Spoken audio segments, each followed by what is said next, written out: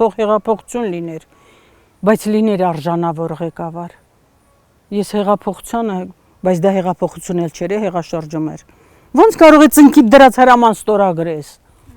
Հասարակության մեջ առաջին պահից հենց չէ, ես չեմ ընտրել։ Եվ ընդհանրապես մենք։ Ես չեմ կարող անուն ասել։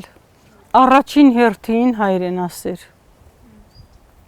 Երկրորդը նվիրյալ, ինքնազոհ,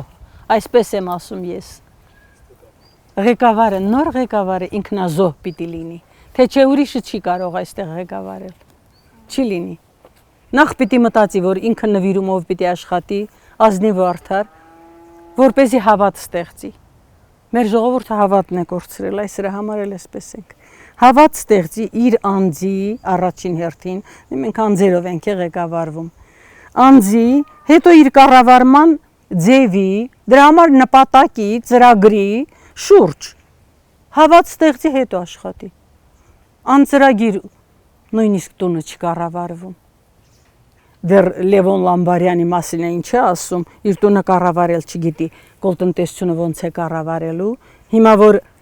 մարդ իր տունը կառավարել չիմանա, կարող է պետություն կառավարել։ Բարին ընձես եւ մեր ազգին հավատանք, որ ամեն ինչ լավ կլինի, հուսանք։ Մենակ Աստծուն դիմենք։